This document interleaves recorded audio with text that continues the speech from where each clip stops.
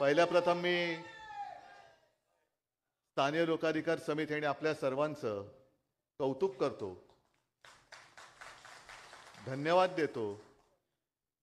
कारण तुम्ही गेले कित्येक वर्ष ही आपली मराठी भाषा दिनाची परंपरा ही नुसती सुरू करून सोडून नाही दिली, तर ती जोमाने चालू ठेवलेली आहात. अनेक जण असतात ते आरंभशूर असतात, आरंभ करतात, फोटो बिटो काढून झाले का पळतात. तशी शिवसेना नाहीये. आणि आजच्या दिवसांचा जर का विचार केला तर अरविंद, तुम्ही आता जो एक शब्द वापरला की योग भ्रष्ट, पण दिवस असे पाहिले तर भ्रष्ट लोकांचेच योग चांगले आलेत. त्याच्यामुळे करायचं काय? सगळीकडे बघतो तर तेच भ्रष्ट आणि भ्रष्टच. म्हणजे आता बऱ्याच दिवसांनी मी खरं सांगतो, नाही तर पूर्वी शाखाचे वर्धापन दिन, आणखीन कुठल्या मंडळाचे वर्धापन दिन याला मी उपस्थित राहत होतो.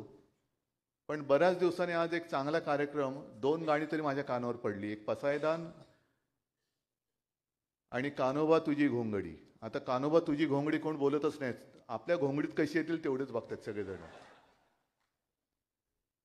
संपूर्ण विचित्र झालेलं आहे. आणि मग एक वर्षातून एकदाच भाषा दिन करावा का, की रोज तो करायला पाहिजे, हा एक मोठा प्रश्न पडलाय. कारण भाषा आपल्याला संस्कार देते आणि मातृभाषा म्हटल्यानंतर साहजिकच आहे आईकडनं हे संस्कार येतात. तुम्ही जो माझा उल्लेख केलात की मी शांत संयमी असं जे काही नेतृत्व करतोय ते अर्थातच माझ्या माकडनं आलेलं आहे. आणि शांत राहून कणखरपणाने मुकाबला करतो ते कोणाकडनं आले सांगण्याची गरज नाही, साहजिकच आहे वडिलांकडनं आलेलं आहे, आजोबांकडनं आलेलं आहे. आणि भाषा जी असते ती भाषा, मागे एकदा शिवसेना प्रमुख बोलले होते, अक्षरांचे शब्द होतात आणि शब्दांचे मंत्र होतात. आता हे भाषेचं धन, शब्दांचं धन हे खोक्यात नाही मावत, हे डोक्यात मावावं लागतं. हे खोक्याने विकत घेता येत नाही. काय केलंस, 50 खोके धन भाषेचं आणलं, आणू शकत नाही. खोक्यामधनं दुसरं काही आणता येईल, पण हे भाषेचं म्हणजे संस्काराचं जे धन आहे ते उपजत असावं लागतं, रक्तात असावं लागतं. आणि तशी आपल्यावरती संस्कार करणारी आपली भाषा असावी लागते. हल्ली सगळे जे काय बघतोय आपण, राजकारणी म्हणा, आणखीन कोणी काही म्हणा, कुसुमाग्रजांचं नाव घेण्याची तरी आपली पात्रता आहे का? त्यांनी काय आपल्याला देऊन गेलेले आहेत, त्यांनी जे काय आपल्यासाठी शब्दांचं धन दिलेलं आहे ते नुसतं एक दिवस साजरा करून होणार नाही. ते रोज जर का आपण ते शब्द जर वापरण्याचा प्रयत्न केला काय हरकत नाही. कारण आता भाषा एवढी विचित्र होत चाललेली आहे. दुसऱ्या भाषेचा अभ्यास करायचा असेल तर शब्दकोश हातामध्ये असावा लागतो. मला असं वाटतं आता बऱ्याच जणांना मराठीचा शब्दकोश हातात ठेवण्याची वेळ आली की मराठी भाषेच्या तुम्हाला जे काय सुचतंय त्याचा चांगल्या अर्थाचा शब्द काय आहे. कारण वेडवाकडे काही बोललं जातंय, चांगलं काही वाचायला मिळत नाहीये, चांगलं काही ऐकायला मिळत नाहीये. टीव्ही लावला तरी ते जे काय सगळं चालतं, बातम्या, ब्रेकिंग न्यूज, त्या बघितल्यानंतर त्याच्यामध्ये एक एक लोकांच्या ज्या काही चांगल्या लोकांच्या काही प्रतिक्रिया असतात, पण अशी काही भाषा असते की ती मराठी भाषा आहे, बोलायला आपल्याला लाज वाटतं. ही मराठी भाषा आहे का? अरे कोणत्या दिशेने चालली आपली ही ज्ञानोबाची भाषा, तुकोबांची भाषा, सगळ्यांची जी काय आपण नावं घेतो, ह्यांनी दिलेले जे काय आपल्याला शब्दधन आहे ते धन कुठेतरी राहिले आणि कुठच्या दिशेने आपण चाललेलो आहोत. बरं, बऱ्याचदा काय होतं, जसं आज एक अर्थसंकल्प मांडला गेला, त्याच्यावरती मी माझी प्रतिक्रिया दिली, ते पुन्हा इकडे मी काही सांगू इच्छित नाही. पण बोलताना बरंच काय काय चांगलं बोलून जातात लोक. अनेक नेते आज सुद्धा देशात आपले असे आहेत की बोलताना एकदम वरच्या भाषेत चांगलं बोलतात आणि प्रत्यक्ष करताना मात्र भलतंच काहीतरी करतात. मग सहज मला एक रामकृष्ण परमहंसांची गोष्ट आठवली. रामकृष्ण परमहंसांची काय ओळख करून देण्याची गरज नाहीये. त्यांना त्यांच्या एका साधकाने विचारलं की का हो गुरुदेव, काही लोक बोलतात उच्च पण त्यांची पावलं चुकीची का पडतायत, जशी आत्ता पडतायत आपल्या देशातल्या नेत्यांची. तर त्यांनी सांगितले, बघ लक्षात घे, घार आणि गिधाड निरभ्र आकाशात खूप उंच उडतात, पण त्यांचं लक्ष जे असतं ते कुचक्या गोष्टीकडे असतं. म्हणजे बोलणारे आपले सगळे गॅरंटी देणारे लोक आहेत. मेरी गॅरंटी आहे, मेरी गॅरंटी कसली, तर मला कुचकं मास पाहिजे. म्हणजे एवढं सगळी काही हावरटपणा चाललेल्या सत्तेसाठी तो बघितल्यानंतर तिटकारा येतो. म्हणजे अरविंद, तुम्ही आता जे बोललात ना, मुंह में राम आणि बगल में ईडी, हे ईडी म्हणजे त्यांचे घरगडीत झालेले आहेत. सगळीकडे धाक दपटचे दाखवून सत्ता पाहिजे, सत्ता लोलुपता पाहिजे. म्हणजे चंदीगडमध्ये सुद्धा जे काही घडलं ते बरं झालं, सर्वोच्च न्यायालयाने तिथल्या तिथे निकाल दिला. आता आमची सुद्धा अपेक्षा अशीच आहे की सर्वोच्च न्यायालयाने एकदा या घटनाबाह्य सरकारची हवा काढून यांना रस्त्यावरती आणावं. कारण सगळं काही तुम्ही चौकटीत बघितलेलं आहात, कशा काही गोष्टी घडल्यात, घटनाबाह्य कशा घडलेल्या आहेत हे सुद्धा बघितलेलं आहे. तुमचं निरीक्षण त्याच्यात नोंदवलेलं आहे. तरी देखील इथल्या लवादाने उलटा निर्णय दिला. तुमच्या निरीक्षणाच्या आणि आदेशाच्या किंवा तुम्ही आखून दिलेल्या चौकटीच्या बाहेर जाऊन निर्णय दिला. आता लवकर तुमचा निकाल दिला पाहिजे तुम्ही. कारण नाहीतर नुसतं आम्ही मराठी भाषा दिन साजरा करायचं, 15 ऑगस्ट साजरा करायचं, प्रत्येकाच्या अस्मितेप्रमाणे प्रत्येकाच्या एक एक काही गौरवाच्या याच्याप्रमाणे दिन साजरे करायचे. पण त्या सगळ्या याच्यामध्ये आपला महाराष्ट्र आणि आपला देश हा खालावत चाललेला आहे. मी या दिवशी का सांगतोय, कारण हे गंडांतर जे आहे ते केवळ शिवसेनेवरती नाहीये. मी ज्या जाहीर सभांवरनं भाषणं करतो त्या जाहीर सभेत सांगतो की ही लढाई माझी नाहीये. उद्धव ठाकरे आगे बढो. काय करणार मी एकटा पुढे जाऊन, कोणासाठी जाऊ? मी लढाईला मैदानात उतरलेलो तुमच्यासाठी उतरलेलो आहे, महाराष्ट्रासाठी उतरलेलो आहे. आणि शिवसेना खतम करण्याचा जो डाव आखलेला आहे तो शिवसेना खतम करणं म्हणजे महाराष्ट्राची मराठी अस्मिता खतम करण्याचा डाव आहे, हिंदूंची शक्ती खतम करण्याचा डाव आहे. महाराष्ट्र ओरबाडून न्यायचा, लुटून न्यायचा आणि स्वतःची घरं भरायची. आजच्या अर्थसंकल्पामध्ये मी बोलणार नाही, आता बोललो तरी एक मुद्दा म्हणून सांगतो की घोषणा खूप झाल्यात. आपणही दोन ते तीन अर्थसंकल्प मांडले होते. आपण मांडलेले अर्थसंकल्प प्रत्यक्षात आले की नाही, त्यातले किती टक्के घोषणा खरोखर आल्या उघड आहे. करा तुम्ही त्याचा सुद्धा एकदा काय तो सोक्षमोक्ष लावा. पण आज राज्यामध्ये उद्योग येत नाहीयेत, बेकारी वाढते, दुष्काळाच्या उंबरठ्यावरती आपण आहोत. शेतकरी आक्रोश करतायत, आशा अंगणवाडी सेविका आक्रोश करतायत. अनेक ठिकाणी हॉस्पिटलमध्ये डॉक्टरांशिवाय, औषधांशिवाय, उपचारांशिवाय रुग्ण मरतायत. त्याच्याबद्दल कोणाचंच काही पडलेलं नाहीये. पण हे रस्ते करू, ते रस्ते करू, म्हणजे सगळीकडे विकासाच्या घोषणांचा एवढा तरी आज पाऊस पडला. त्याच्या मागे खरं कारण तुम्हाला आपल्याला सुविधा देणं हे नाहीये, तर त्यांच्या मित्रांच्या खळग्या भरणं. विकासक जे कॉन्ट्रॅक्टर आहेत, कॉन्ट्रॅक्टर राज ज्याला म्हणतो, त्यांच्या तुंबड्या भरण्यासाठी हा अर्थसंकल्प आहे. म्हणजे शेतकरी आज टाव फोडतोय, माझ्या मालाला हमी भाव द्या, नाही मिळत आहे. कांद्यावरची निर्यात बंदी उठवा, नाही उठवत आहे. पण आम्ही इकडे मोठं धरण बांधू.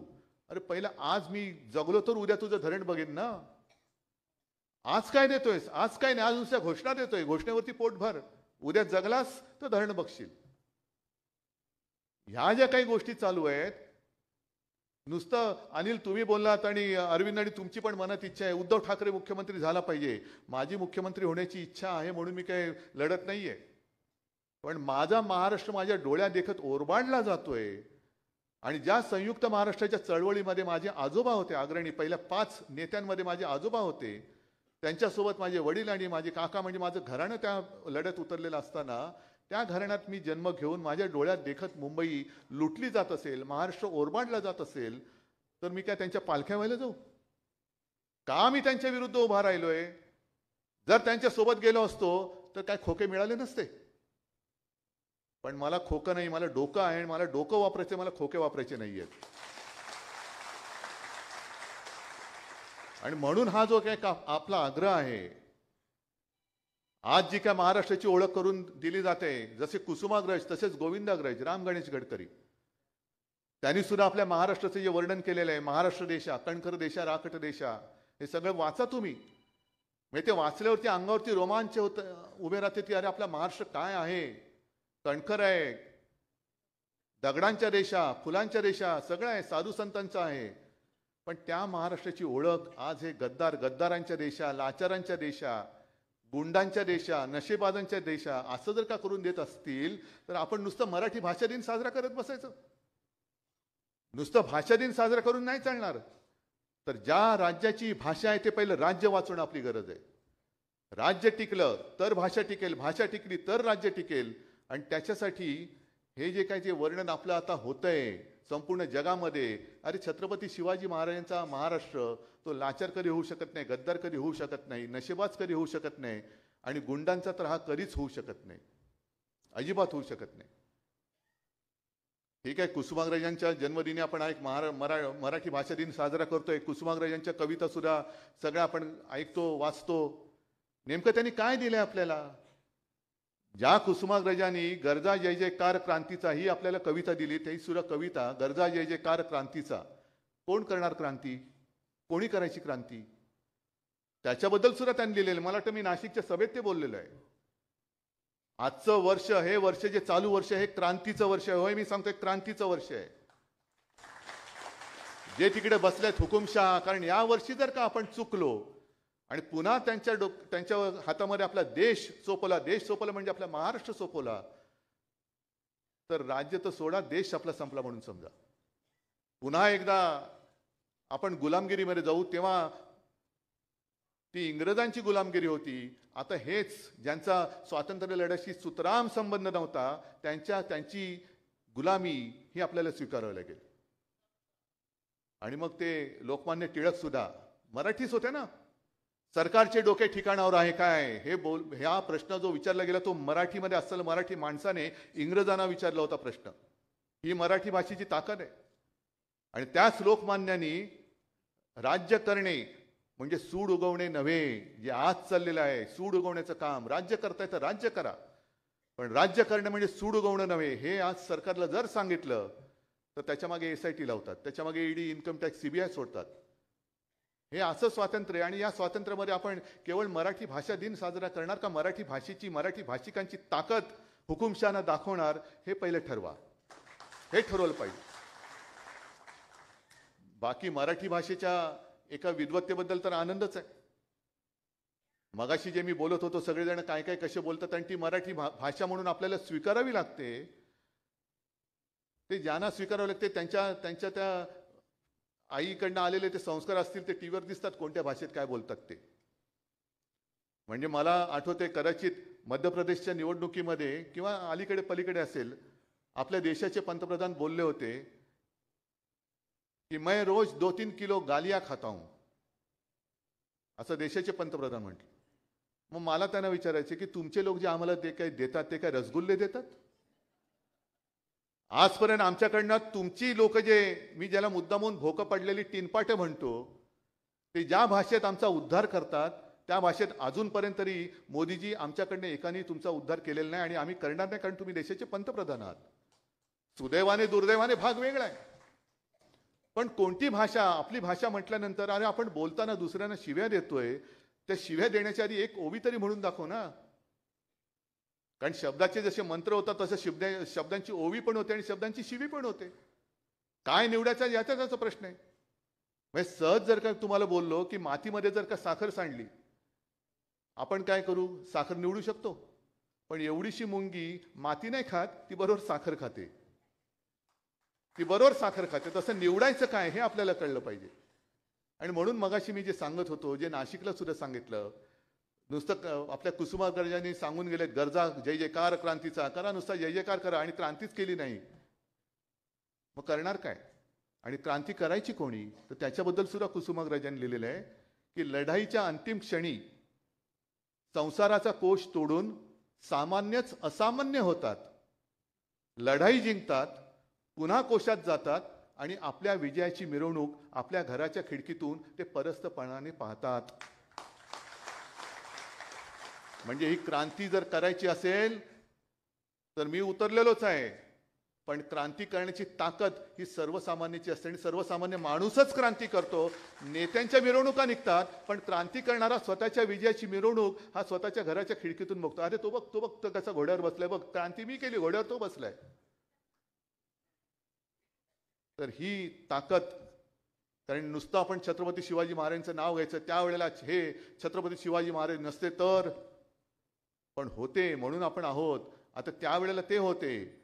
मग आज सुद्धा आपण मला मागे असं कोणतरी म्हटलं होतं की आज शिवसेना प्रमुख पाहिजे होते. म्हटलं जरूर पाहिजे होते, नक्कीच रोज पाहिजे होते. पण जर शिवसेना प्रमुख पाहिजे होते तर शिवाजी महाराज पण पाहिजे होते, लोकमान्य टिळक पाहिजे होते, ज्योतिबा फुले पाहिजे होते, सगळेच पाहिजे होते. पण ते आज नाहीत. आपल्यात हे मानायचं कशावरून? कारण त्यांना त्या काळात ते जे काय आता अरविंद तुम्ही म्हणालात योगभ्रष्ट वगैरे, तो काळ त्यांचा होता. त्या काळात ते जन्मले, त्यांना जे आपल्याला द्यायचं होतं ते देऊन गेले. आता त्यांनी जे आपल्याला दिलंय त्याचं आपण काय करतो आणि काय करणार आहोत हा प्रश्न त्यांनी नाही तरी आपण आपल्याला कधीतरी विचारायला काय हरकत आहे? हा विचारला पाहिजे प्रश्न. आणि म्हणून मला असं वाटतं आता एकच वेळ घेऊन आपण निघालं पाहिजे की हे 2024 हे क्रांतीचं वर्ष आहे. या वर्षी मी क्रांती करणारच. आणि ज्यांनी ज्यांनी माझ्या छत्रपतींच्या भगव्याला डाग लावण्याचा प्रयत्न केलेला आहे, त्यांच्या छाताडावरती छत्रपतींचा आणि हिंदुत्वाचा आणि होय मराठी माणसाचा भगवा मी डौलाने फडकवणारच ही प्रतिज्ञा करून जर आपण कामाला लागणार असू तर या भाषा दिनाला आणि भाषेला अर्थ आहे, अन्यथा हे सगळं व्यर्थ आहे. आणि मला खात्री आहे ज्या जल्लोषात ज्या संख्येने तुम्ही इकडे उपस्थित झालात आणि जो प्रतिसाद तुमच्याकडनं मिळतोय तो बघितल्यानंतर देशात तर क्रांती होईल, पण त्या क्रांतीमध्ये छत्रपती शिवाजी महाराजांचा महाराष्ट्र हा नंबर 1 वर असेल हा विश्वास व्यक्त करतो आणि आपली रजा घेतो. जय हिंद, जय महाराष्ट्र.